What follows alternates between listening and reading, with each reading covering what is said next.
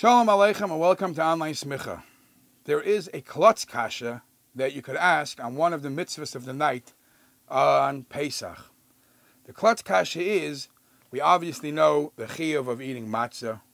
We know the chiyuv of maror, the chiyuv of dalet kaisis, and it's gepaskened that the women are also obligated in the mitzvahs. And the common answer, common explanation is sha'af hein hayu ba'osenes. They obviously were also involved in the miracle, and all the mitzvahs of the night, for different reasons, they have to fulfill too.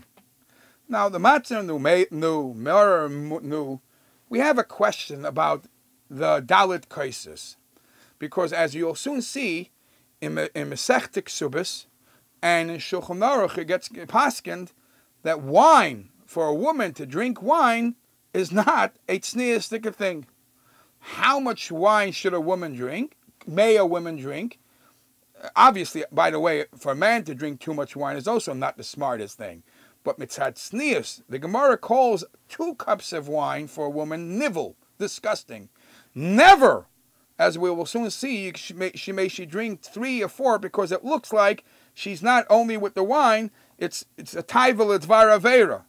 So here we're saying that it's a chiyuv for a woman to drink dalet kaisis against the fact of a different halacha. Which halacha are we talking about? Obviously, when a man and woman get married, there are responsibilities that the man takes upon himself as from the marriage on. And the Shulchan Aruch and Siman Samach Tes, and Even Ezer, the Shulchan Aruch is very clear that when a man gets married, he takes upon himself 10 things to support his wife and take care of his wife in 10 things. And the first one is he has to support her, give her food, pashut. So in Siman Ayin, we're talking about somebody who's being letter of the law. He wants to just spend as much as he has to. So how much does he have to take upon himself to give food for his wife? Now, it sounds like a funny question, but that's the discussion. What is the letter of the law that a husband, how much food money or how much food does he have to give his wife daily or weekly? So it goes on to say in Siman Ayin, Sif Aleph and Beis, but I'm going to talk about Sif Gimel because specifically for wine. The Shulchan Aruch says, V'kama mezonos poskim leisha, how much food does he have to make sure his wife gets? So it talks about bread for 2 meals a day. It talks about something to put in the bread. Talks about oil. You need oil. You need oil for candles.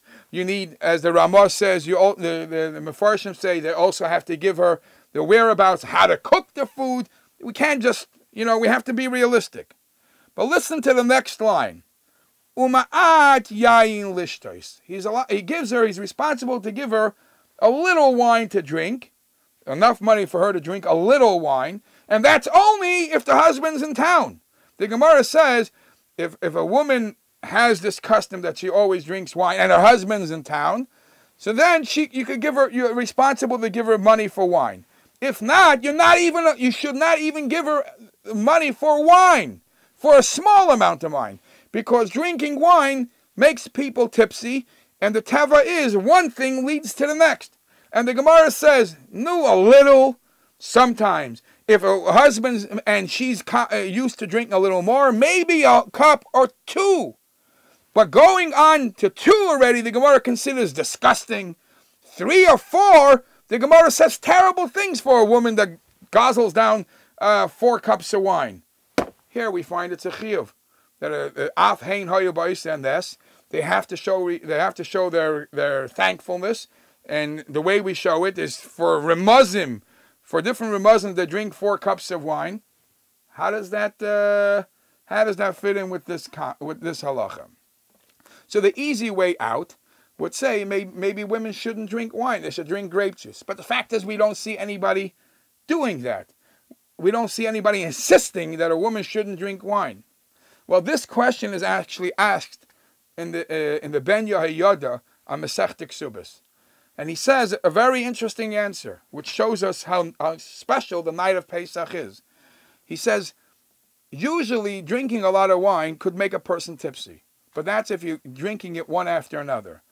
Our 4 cups of wine we drink with gaps of time in between. The first one is Kiddush. Then we pour the second one before the Haggadah. But we don't drink it until after reading the Haggadah. And we don't just run through the Haggadah. We speak, we talk, we teach the children. It takes time. So by the time you finish the Haggadah, the first cup of wine is out. And now you take the second cup of wine. The second cup of wine is right after that. You start eating matzah, maror, and shulchan aruch. Fine. Then you could bench on the third cup of wine because there is gaps. And hopefully after the third cup of wine, you're saying Hallel. You're saying Hallel like a mensch. There is also nishmas and all the touching, emotional tefillas. It must take some time. And that separates the times of the 4 kaises. And that's why even a woman is able to fulfill the chiyuv of Daled kaises.